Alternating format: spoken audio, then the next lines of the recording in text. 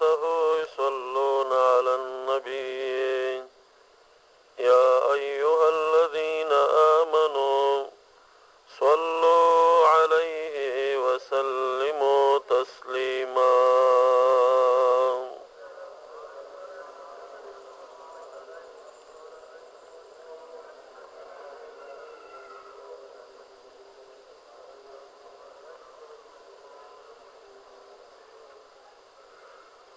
وصل وسلم على جميع الأنبياء والمرسلين وعلى كل الملائكة منهم المقربون وعلى عباد الله الصالحين.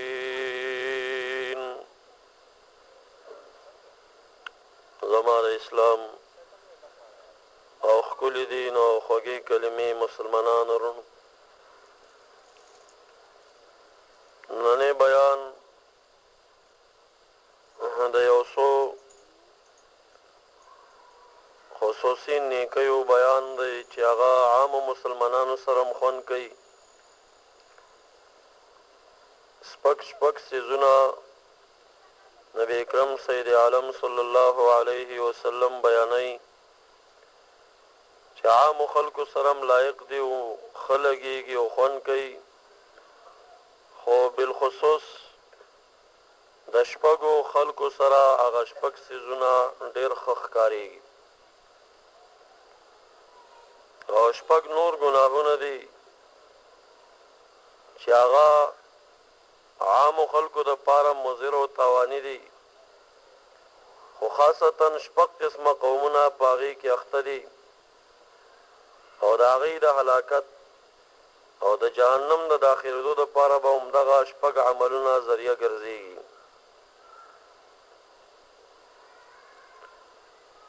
او د هغې نه بعد به 7 نفر هغه ذکر کړی شي د احادیثو په مضمون باندې چې روز قیامت کې په هغه سخته ورځ باندې دی د عرش د سوري د لاندې بغیر د تکلیف نه کېنولی شي. او د حشر د میدان د 50,000 کاله ورځې چې یو میقات د هغې 1000 کاله طول لري، د هغې ټولو سختیو نه به دی په امان باندې وي. د هغه شپږو ځوانانو نیکانو ذکر د ابو هریره رضی الله تعالی عنه د مروي حدیث په ضمن کې به انشاءالله بیانېږي.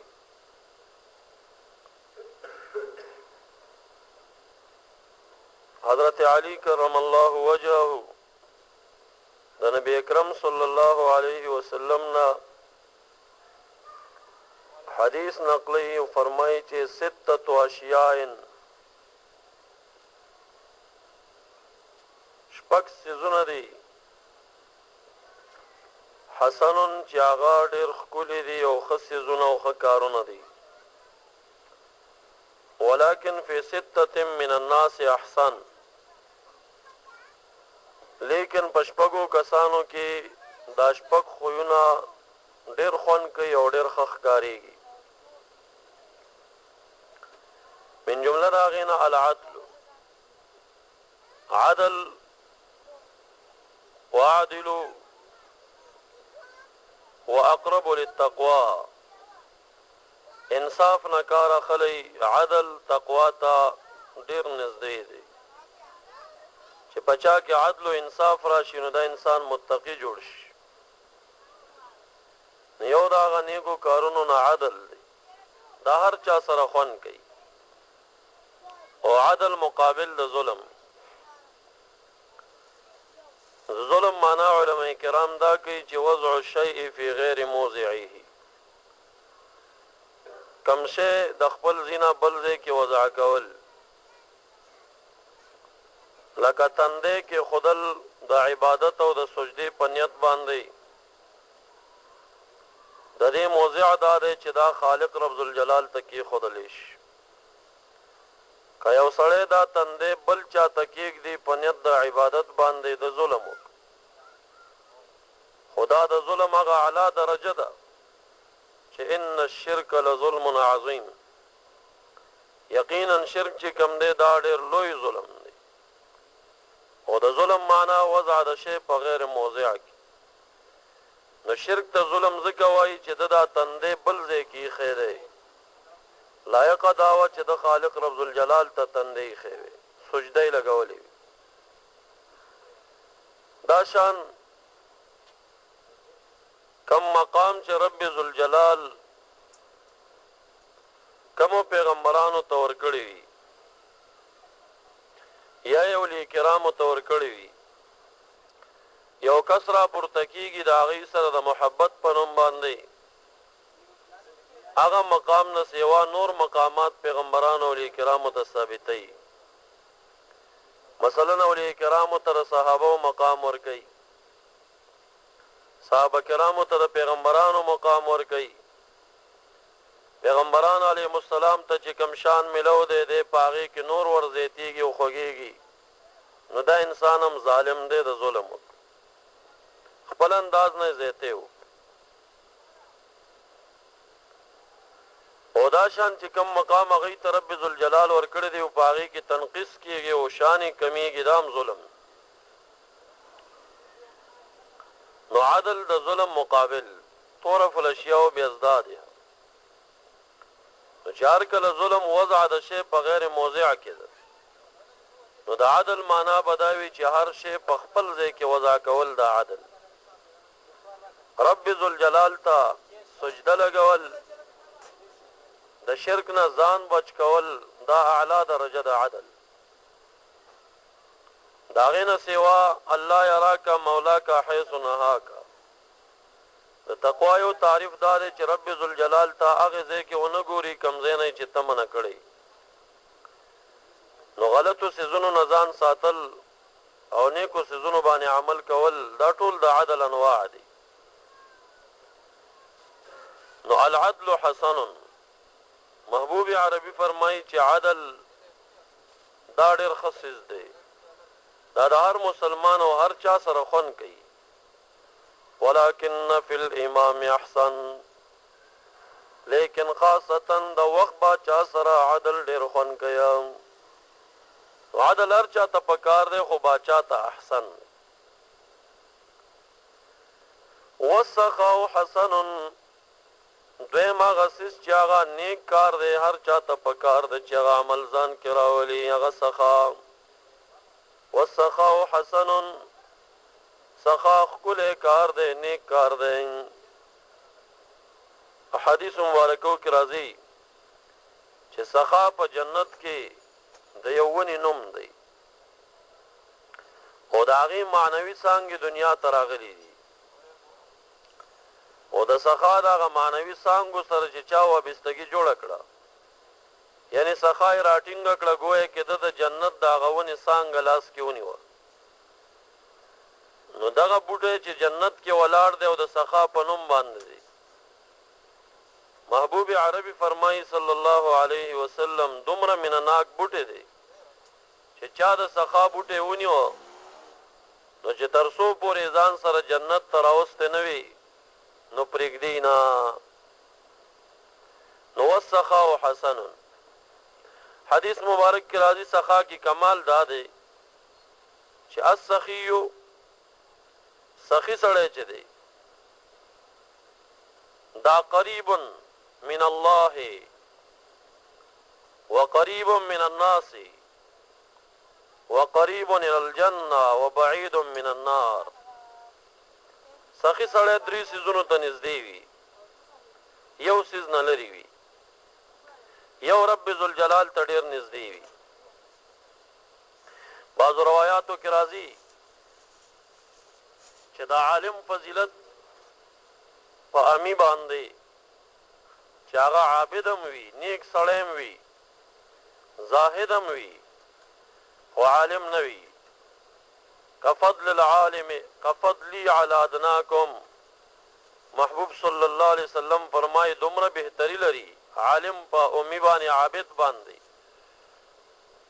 لکه وایي زما فضیلت چې په ادنا امتي باندې څومره دی علماء کرام لیکي چې لفظ د ادنا کې مبالغه ده که نبی علیہ السلام داسې ویلې وی چې کفضلی علی اعلاکم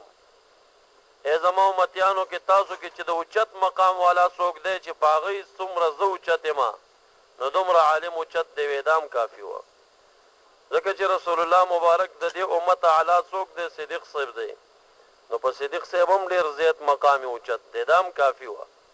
خو محبوب دا ونه ویل چې کفضلی علی اعلاکم وي کفضلی علی ادناکم دا مبالغه ده چې تاسو کې هغه کم مقام والا څوک دی نو د هغه نه هم چې کم دی زه څومره اوچت یم دومره عالم دین په نور اوچت دی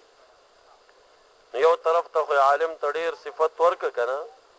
لیکن بل طرف ته محبوب علیه السلام فرمایي چې یو عالم دی خو بخیل دی او یو امی دی سخي دی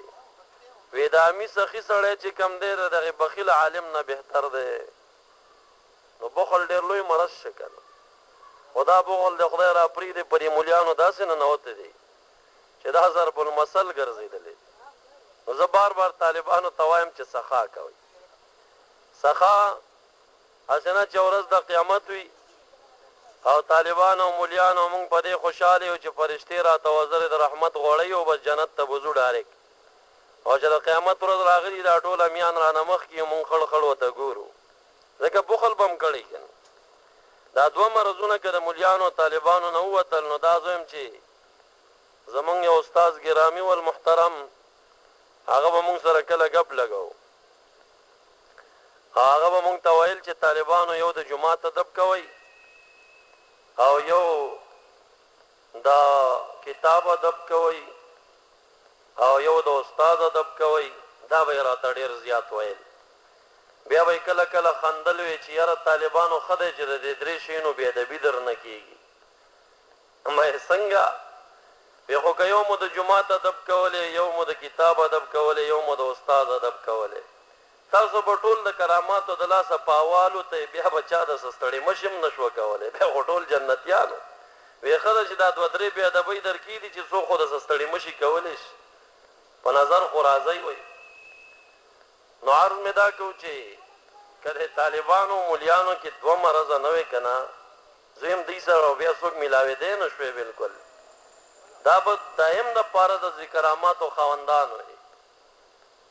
یو کار دا چې دی کې تمه نه وی تمه دې طالبانو مولیانو کې داسې مرض ګډ دی که مقتدي چېرته د جب نه تسپیر وباسي نو د زړه وتخنېږي چې ګینې ماته څه راکوي یو دا مرض ډېر زیات تمه او حدیث مبارکو کې هم دا راځي چې د علماو د سنې نه علم نافع چې وځي هسې علم خو به وي ډانچه د علم ډانچه د علم خو شیطان هم خو د علماو د سنې نه چې علم نافع وځي نو د دغې نفع والا علم د ایستو ذریعه چې کم ده نو هغه طمعه ده کله چې علماو کې طمع پیدا شوه نو په دغه وخت کې د علماو د سنین هغه نور وځي بس هغه الفاظ پاتې هغه خوله پاتې ده نو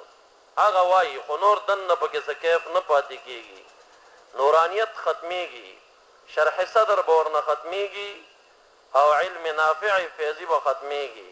بس هسې خلخلاشا به ترې جوړي نو ګړېږي به خو نوره به څه پکې نه وي مثال به یا مثل الحماري مثال به مثال د خروي يحمل اسفارا چې سفارې په بار کې یا مثله کمثل الکلب مثال به مثال د سپي وي ان تحمله يلحس او تتركه يلحس نو دغه باطنی د زړه هغه ژوند کېدل چې فراست دی شرح صدر دی من يرد الله به خيرا يفقهه في الدين او من يرد الله به خيرا يشرح له صدره دغه فقه فی الدین د چې پاغي کې شرح صدر وي او چې شرح صدر ور سره نه وي او باطینی نورانیت او کیف او فیض ور سره نه وي او اوچ ککړ وي او د دنه غامي کې لارنا ډیر وي نو دا شان علم به مفید نه وي یو طمع ده طمع کدا طمع د ځان نه لري کړه نو ډیر کمال دی او دویم شی بخل بخل مراد مړې طالبانو مولیانو تراون شوی دی ډېر په پراخه پیمانه باندې اکثر به داسې وایي چې یاره نو موږ څه لرو نه که نه غریب یو نه تا نه خو موږ څه د لکا او روپو څخه نه غواړو چې ستاره شان نه بعیده وي خپل وس موافق ارزه چې د وس کیږي خو سخا کول پکار وي نو وسخا حسن محبوب علیہ السلام فرمای سخی سړی قریب من الناس قریب من الله قریب من الجنه قریب من الناس بعید من النار سخی سړی یو خو رب ذوالجلال تډیر قریب وي جنت تم ډیر نږدې وي خلکو تم ډیر ګران وي کنه هر چاته ګران وي سخی سړی یو سیز نه لري وي چې بعید من النار جهنم نه ډیر لري وي او بخیل سړی څنګه وي هغه درې سیزونو ته د دریو سیزونو نه لري وي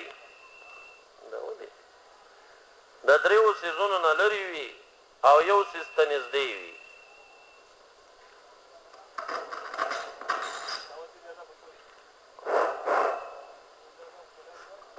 یو چې بعید من الله بخیل سړی رب ذوالجلال نه ډیر لري وي او بل بعید من الجنه جنت نه ډیر لري وي بخیل سړی بعید من الناس د خلکو نم لري وي یره د خلکو ډیر بدیش او دا بخیلان خو بستاسو بدیش خو زمونږ د مولیانو د طالبانو د سپینم بدیشي بخیل سړی زمونږ به سم بدیش او دار چا بدیش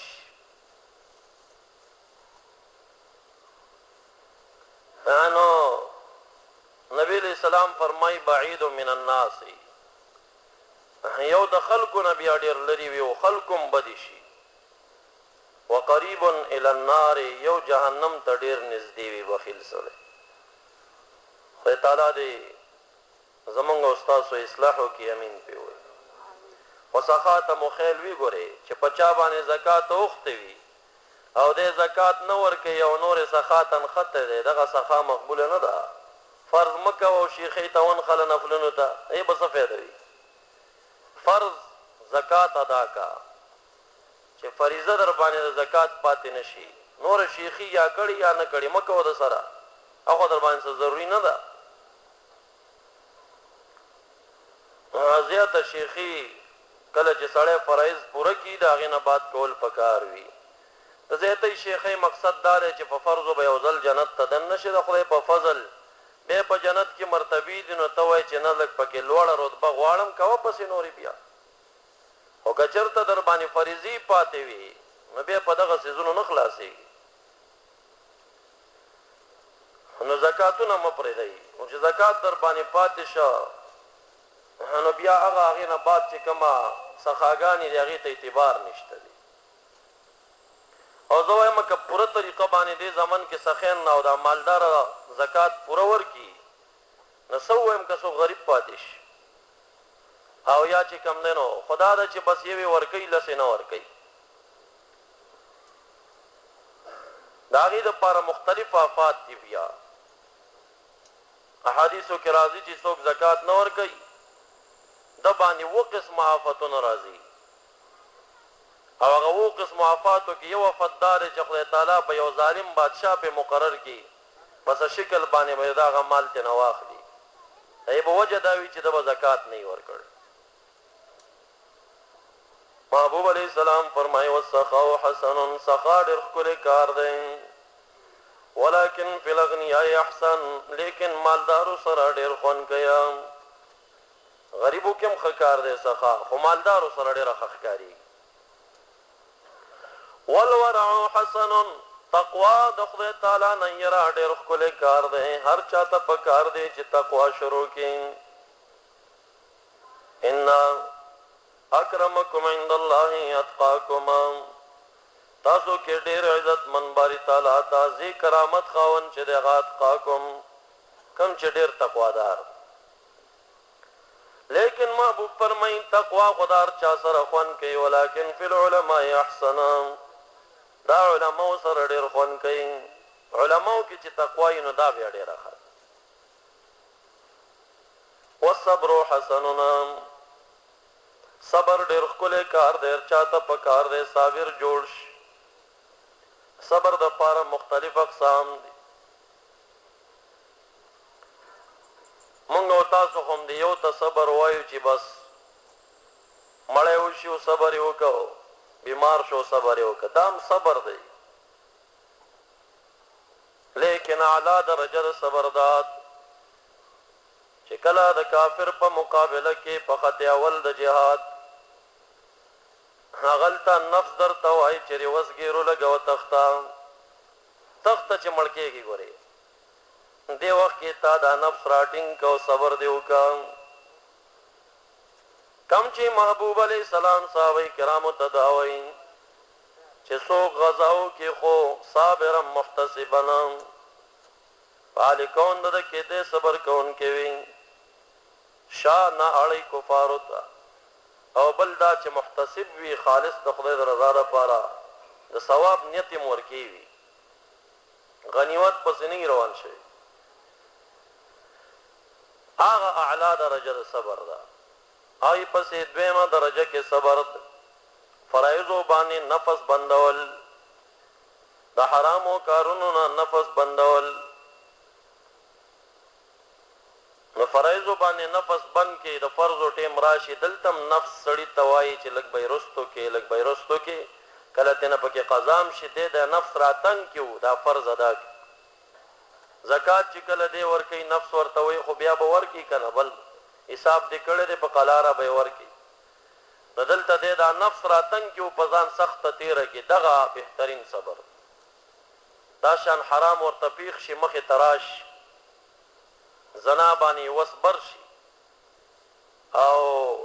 اس مشکل ورته نه وي، خالص د رب ذوالجلال د یری نه پرېږدي.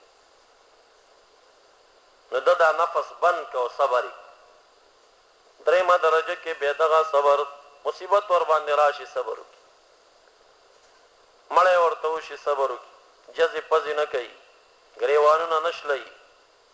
مخ ته سپېړې نه ورکوي.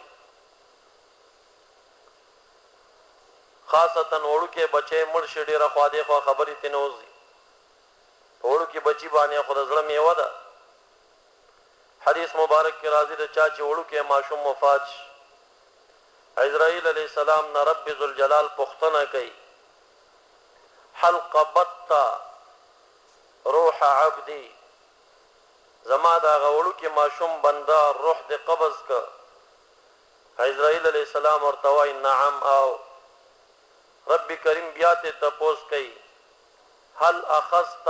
ثمرة فؤاد قلب عبدي، زما د بنده د زړه میوه دې وشلوله؟ پلار یې ورته یاد کی. عزرائیل علیہ السلام یاو وی زما بنده دغه وخت کې څه ویل چې تا ته نه د زړه میوه راشلوله؟ ویل چې انا لله و انا الیه راجعون. عزرائیل علیہ السلام ته بلکې نورو فرشتگانو ته بری تعالی مر کوي زئی جنت کې یو خصوصي ماڼۍ جوړه کوي، د هغې په دروازه یو بورډ ولګوئ، په هغه بورډ ولیکئ چې بیت الحمد د ثنا کور. چا چې د ماشوم بچي د مرګ په ټیم کې انا لله و انا الیه راجعون ویلي دي، دا کور به هغې کس ته ورکولی کېږي. والصبر حسننا، صبر ډېر ښکلی کار دی. ولكن فی الفقراء احسنا، لیکن غریب سړي سره ډېر خوند کوي. مالدار سړی خو باسم صبر کې ير څه ته ملاوت، خو غریب سړی چې صابر وي نو دا ورسره ډېر خوند کوي. والتوبة حسن، توبه ډېر ښکلی کار دی، هر چا سره خوند کوي، هر چا سره توبه خوند کوي. حدیث مبارک کې راځي کله نا کله یو نیک انسان وی رب ذوالجلال نه دعا غواړي، رب کریم جبريل علیہ السلام ته وی جبريل علیہ السلام زما دغه نیک بندا کله کله داسې کیږي، زما دغه نیک بندا سوال زر مو پوره کوا، دې درنه څه غواړي زر مو ورکوا. وجه دا ده چې ماته په کوم انداز سوال او زارۍ کوي د لهجه زما خوښه ده، ډېر ښه الفاظ ماته وایي او ډېر عاجزي راته کوي، دا مې ډېر خوښ دی. که دا شی دې ور پوره کړه بیا رانه نه غواړي نو دا پرېږده، زر یې مو ور پوره کوه. محبوب علیہ السلام فرمایي کله یو انسان وي ډېر بد عمل وي څنګه چې خدای نه وغواړي وري ډایرکټ وی جبرئیل علیه السلام ته رب کریم وای دغه سړی دا خبرې مې ډېرې بدې شي څه چې غواړي زری ورکه چې دا خولې ور بند شي نو خالق رب الجلال کله د نیکانو دعا قبلي کې نور مقاصد زړې خوشاله کله چې ورنه دعا ډیل کی دا غي مقصد دا وی چې د ازارې خوخي وي دا لهجه د دعای وته خوخي والتوبه حسن توبه ډېر خلې کار دی ولکن فی الشباب احسنا لیکن د ځواني توبه ډېر خوان کیا توبه خور چا تخوان کی خو ځواني کې ډېر خوان ولایرون سے وی په بډاواله کې خو شرم هم بزرګ شي بیا شرم هم غار کې پروتي چیلا شوی ها خو بس ګډان ماتولې نشي نو سو کی نو هغه وخت کې تقوا او چې لګري او اعتکافونه خوان کی چې خزواني زړه دې هر څه غواړي او تا نفس بند کړي دي دغه وخت کې توبه استل خوان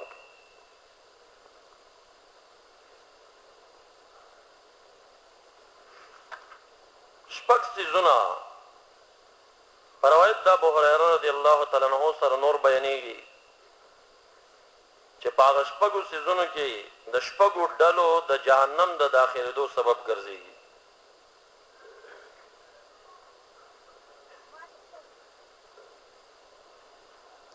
ستة يدخلون النار بلا حسابنا شپږ ډلې دي جهنم ته بزي بغیر د حساب نام بے چون چرا بس چې څنګه د حشر میدان تراش او فیصله رب ذل جلال نافذ دی بارک به فیصله داوی زی جهنم تلاش اس بوسه خبرې مونږ کی بل حدیث مبارک کی راځي شپږ جماعتونه دي چې رب ذل جلال هغه سره بالکل خبرې نه کوي غصه باندې وي بغیر د خبرو نه امر کوي چې زید ای بوزي جهنم لرا ما سره مغلوي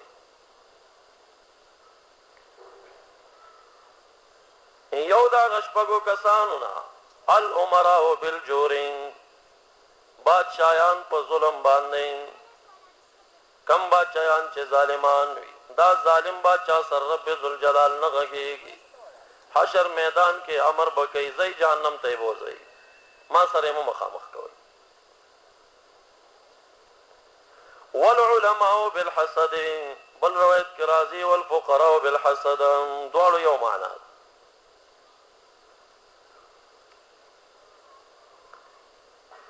علماء چې څومره دی غیب جهنم ته بوزي پکینه باندې حسد او کینه باندې چې د خدای د رضا لپاره د یو بد عقیده سره دښمنی نه کوي د یو شخصي ذاتیاتو په بنا باندې حسد راخستي دا حسدونه مولیانو کې شته ده کنه تا وای زما د مقتدی جنازه کړي په عمر به سلام در باندې وانه او زه وایم چې دا ډېر بدبخت مولا زکه ده چې دا دي چې زما د ټولو مقتدیانو جنازې دي کوي چې زه د بوج نه خلاص شم دا څه مشکل کار چتا نزدیک گاونډي کا څوک راشي او تاسو چې استاد زما مړ جنازه وکاو تلاړي او داغه چې تبل جمعات کې سجده لګولې و دا مولا به پتا سلام واچ عمر کې بد سنغه کیږي زما د مقتدی جنازه لري کړي زما مقتدینو کې وی نکاح تړل شوی او هغه تا تړلې ده زمانه سلګون تلې ټول عمر بدا حسد ساتي نو حسد دغه دی چې بغیر د یو شرعي مقصد نه یو خو وهابي دی او شیعه دی بدوی هر څه چې دی ولې د پلاس منع کړ فمن لم يستطيع فبلسانه وسد چانی په جبه وته وای وان لم يستطيع فبقلبه کدا دې وسنې زړه کې بد وګڼه وذالک اضعف الايمان نو زړه کې بد ګڼل دا حسد نه دی دا خو اجر دی کدا ونه کې ایمان نه خلاصي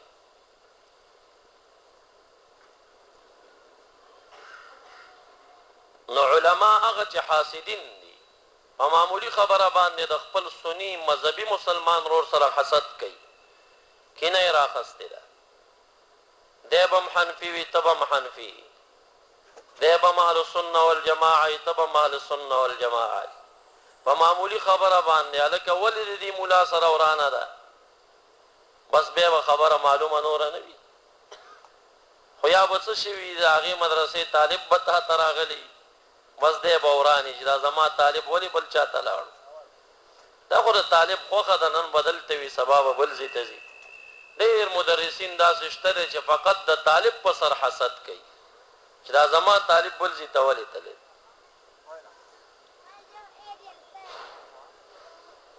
نزهة المجالس د واقعو یو کتاب دی هغه پکې یو ناشنا واقعه هم راخسته ده مولیانو پورې تاسو هم خاندئ خو د کتابونو والا هم بعضې وخت کې خندلي ورپس په یو بزرګ سړی و شیطان یې ولیده یو څو خرۍ بار کړي وو اواز یې پې وکړه چې ابلیس سره پټ روان راته و شکم خوازي وی زه خو سوداګري کوم او تاسو ماناسم څه نه اخلئ نو څه کوم وی نه ته ودرېږه څه دي بار کړي په دې خرو باندې دې باندې مختلف شیونه دي وی په دې یو خره څه دي وي په دې باندې مې کینه بار کړې ده وی دا په چا خرڅوې دا چېرته مولیان ګورم دا په هغوی خرڅوم او یقین دی چې شیطان د کینې خر را بار کي که نه نو یو مولا ته ټوله سوداګري وکړي یا د یو مولا شي هسې بیا نور راوړي دومره حسد په دی کې شته کله به وایي دا مولي صاحب ډېر ښه سړی دی خو چې د فلاني پیر صاحب مرید نه وی که نه هلکه فلاني پیر صاحب کې څه چل دی بیا نور غریب سره لاره نشته زه خو وایم چې زه سړی شوم نو د هغه پیر صاحب په لاس نیوه باندې که ما ته خدای تعالی عزت را کړی نو زه خو فخر پې کوم طالب او بعضې مولیان ما بعضې پسې شاوی شو ډېر ښه مولا دی خو چې کش کې دی فلاني پیر صاحب مرید نه دا فقط حسد دی نور څه نشته که د ده د پیر صاحب مرید شوم بیا ښه سړی یم که بیا غلطې خبرې کوم هم خیر دی خو که د بل پیر صاحب مرید شوم بیا نور حسد راخستی نو د اهل سنتو او د مذهب دا دایره دومره تنګه نه ده دا ډېره پراخه لمن ده د کله کله طالبانو ته وایم چې د حنفیت او د اهل سنت یعنی د دین حقیقي اسلامي دا لمن دیوبند بریل پرېږدئ چې دا په حنفیت کې هم راټولېږي نه که یو سړی ووایي چې حنفي دی مسلمان دی بار نشته نو د دریو مذهبونو مسلمانان به څه کوي ټوله دنیا خو د هغوی نه ډکه نن په پاکستان کې داسې دور راغلی وي چې دیوبندي دی مسلمان دی چې بریلی دی کافر دی اسلام یې راوړو په دیوبندیت پکونه یې وردن نه کړي اخوا ته بریلی څه وایي چې بریلی دی مسلمان دی که د دې نه بار دی پسې کافر دی دا اسلام دومره وړه لمنه وه چې دا دې راوړه دی مدرسې نه دې راتاوه کړه دیوبند او بریل خو په هندوستان کې دوه مدارسو نه مذاهبو نه مسلکونه او نه څه عقیدې وي او نه څه مسلکونه او مذهبونه خو بس بعضې هغه یو مدرسې ته منصوب دي استادان یې د هغې فارغ دي بعضې بلې ته منصوب دي د انسان به سړی عقیدې او عمل ته ګوري عقیده یې د اهل سنه والجماعه وي عمل یې د امام ابو حنیفه رحمت الله علیه په فقه په دې خاریو کې برابر وي بس دغه ښه سړی دی که دی هر چا ته منصوب وي په دې به نه وي چې دیوبندي دی دی به د جنتي وي بس او نور به په منځ کې پنجپیرې وي پنجپیر مدرسې ته ورشه په دې دیوال یې ورته لوی لیکلي دي دیوبند کې تصویر پنجپیر پنجپیر اوس ورشئ ټول پنجپیریان هم بزرګان دي بیا نو ځکه دیوبندیان دي که نو دیوبند تر دیوبند هم بېلول غواړي بریل تر بریل هم بېلول غواړي بریل کې یو شک دی سوچه شیګانو ته کار کوي تا ته وایي زه بریلی یم مذهبي یم چې یې ګوري ایران نه تنخوا خوري نو دا لمنه ډېره غټه ده دا د یو پیر صاحب په مریدانو کې نه راټولېږي چې د فلاني پیر صاحب مرید یا به ښه سړی چې د دې نه بار یا به ګنې کافر دا زه وایم چې په دیوبند کې هم نه راغونډېږي او دا په بریل کې هم نه راټولېږي او دا لا پرېږدئ چې د امام صاحب په مذهب کې هم د اسلام دا لمن نه راغونډېږي درې مذهبونه نور هم شته دي د اسلام ډېره پراخه لمن ده دا دومره مه تنګوئ چې راغونډئ کې رایه ولې یو کلي پورې راورسوئ چې دغې کې داخلي مسلمان دی او چې باري کافر دی کفر ډېر لویه خبر ده په معمولي خبرو چاته کافر مه وایي نو بل علما دي والعلماء بالحسد دا به د قیامت په ورځ باري تعالی وایي دا ما سره مه غږوئ د خبرو نه بغیر جهنم ته داخل کوي حاسدین والعرب بلا سبیه عربان به جهنم ته ځي بغیر د حساب و کتابه په عصبیت باندې کبر و عصبیت چې دی دا په عربو کې ډېر زیات دی که ته د زماني یو لوی عالم دیني خو عرب بتا ته د یو چړي په نظر هم نه ګوري. صرف په دې لحاظ باندې چې عربان وای چې بس مونږ یو غیر عرب زمون غلامان، هغه غیر عرب تر ډیر سپک نظر لري. ځکه محبوب وای چې ول عرب بالعصبیه، عربان به په عصبیت او په قوم پرستی باندې جهنم تزي، دوی سره به حساب نه کیږي ولاړ بشي. مګر هغه عربان چې هغه د قوم پرستی دا مرض پکې نه وي او عام مسلمانانو ټولو ته په یو نظر باندې ګوري.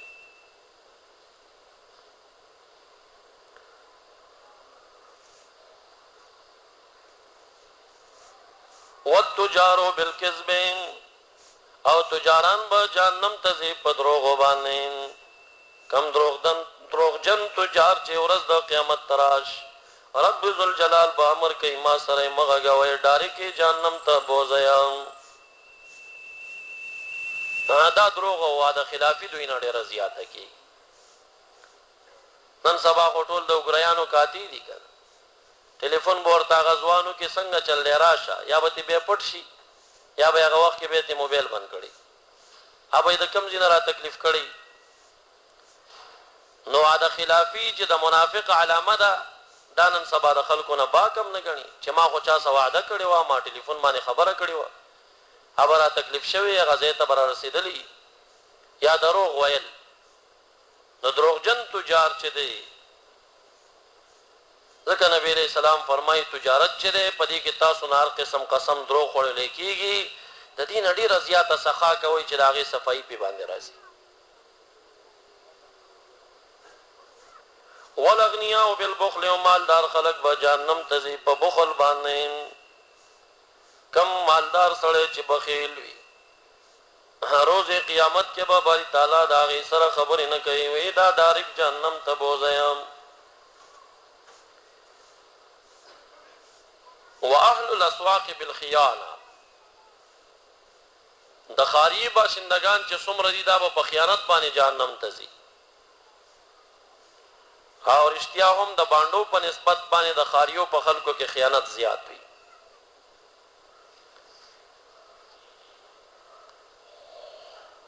نشپګه اعمال بیان شو چې کم عام مسلمانانو ته کار دی: عدل، سخا، تقوا و ورع،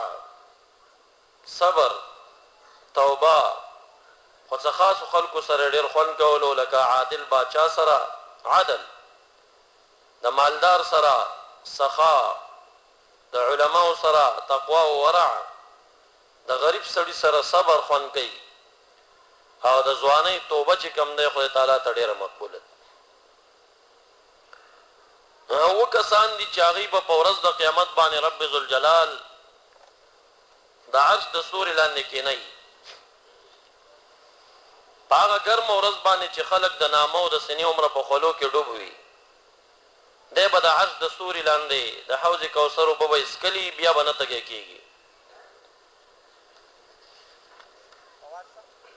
ابو هريره رضی الله تعالی عنہ راوی دی، محبوب فرمایي: سبعه یظلهم الله عز وجل فی ظله یوم لا ظل الا ظله. وکسان داخل با کی دوی لره خدای تعالی فی ظله، حذف د مضاف دی، فی ظل عرشه، د خپل عرش سوري لاندې. هغه ورځ باندې لا ظل الا ظله الا ظل عرشه، چې دا عرش د سوري نه سیوا بل سوري نشتا. امام عادل، یو بادشاہ چې عادل وي، دا به د عرش د سوري لاندې ناس. وشاب نشا فی عبادت الله عز وجل، بلا غزوان دی چې د خدای تعالی په عبادت کې د نش او نما کېږي. ماشومتوب نه دی په عبادت کې راغټ شي، چې په خوبت پویږي دی عابد وي. بعضې ماشومان د ماشومتوب نه نیکان وي، د مانځه او د جماعت سره مینه وي.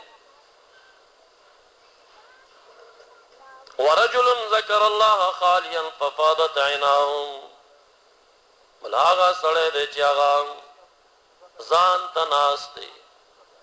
رب ذوالجلال را یاد شي ورته، خشیت ورکې راشي، یره ورکې راشي. ففاضت عیناه، پس سترګې اوښکې تلې کړي. د خلکو په مخ کې جړه دي کې دریا داخل وي ځان تناس دی وجاړي او سترګې چې کم دی په اوخ کو اوخ کې تلی کی حدیث مبارک کې راځي چې د خدای تعالی د یرینا د چا د سترګو دغه باڼه په اوخ کو لامده شوی دومره ډیر اوخ کې نه چې لا تلی شوی فقط دا باڼه په لامده شوی په دغه تنه باندې د جهنم اور حرام دی دې کې لږ فرق شته ګوري یو دا چې یو غمګینه واقعه د نبی علیہ السلام درته بیان کوم او تاسو جاړئ او زم جاړم دا ځان ته مسله ده دا د محبت مسله ده یو خشیت ده چې خالق رب ذوالجلال ورځ د قیامت کې ما ته په قهر زبسکم زداغه حضور ته کله ودرېږم دا بسنګ وخت وي لمن خاف مقام ربه جنتان ورجل دعته امراه ذات حسب وجمال بلاغه سړی به د سوري لناس وي چې یو بل خزا چې د ډیر خایس خاوند وي او د ډیر حسب او نسب والا وي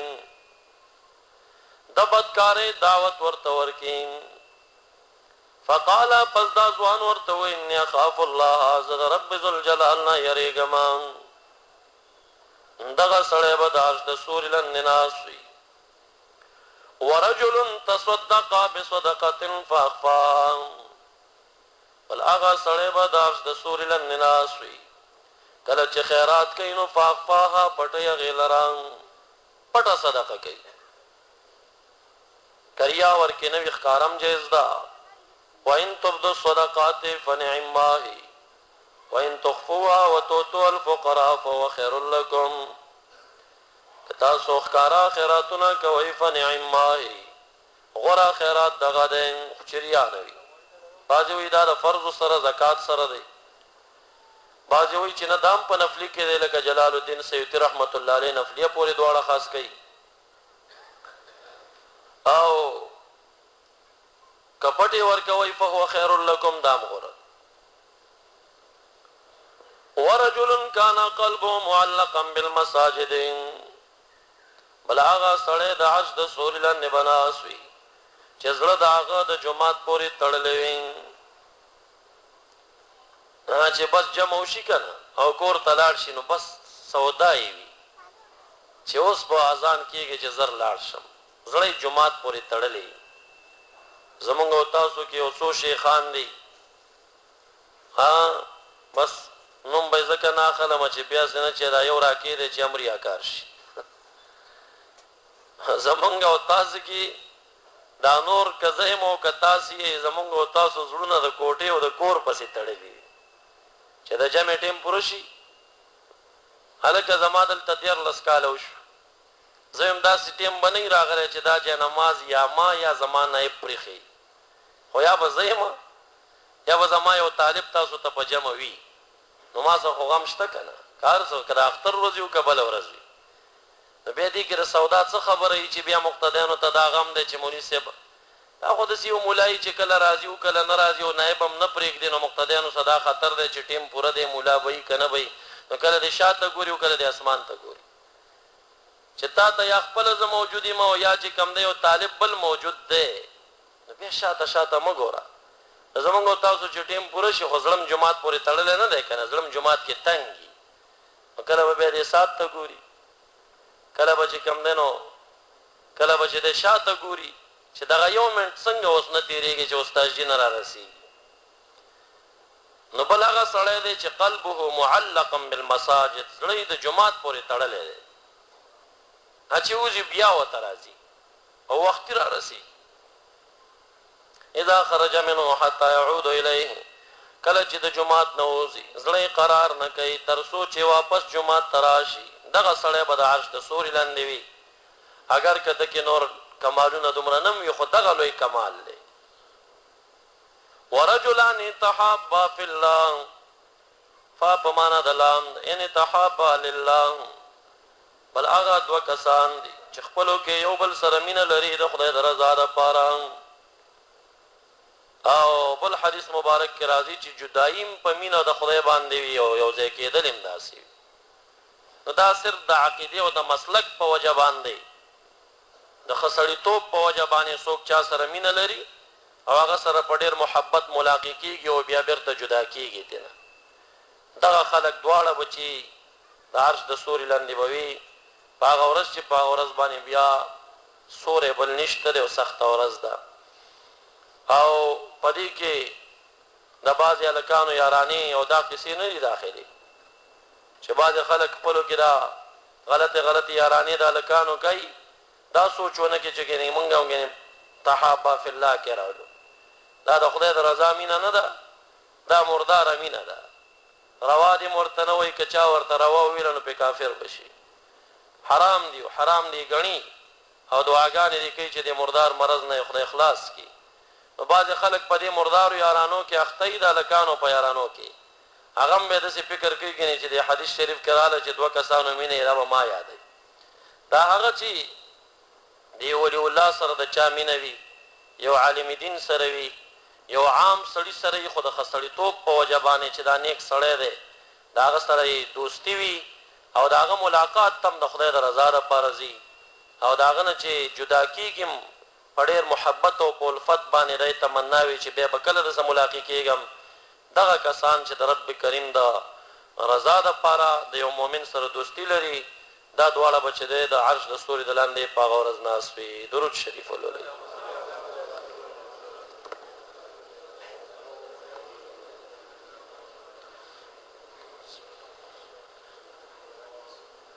الحمد لله رب العالمين والصلاة والسلام على أفضل الأنبياء والمرسلين ربنا اغفر لنا ذنوبنا وكفر عنا سيئاتنا وتوفنا مع الأبرار اللهم استرنا بسترك الجميل اللهم استرنا بسترك الجميل اللهم استرنا بسترك الجميل اللهم ثبت أقدامنا على صراطك المستقيم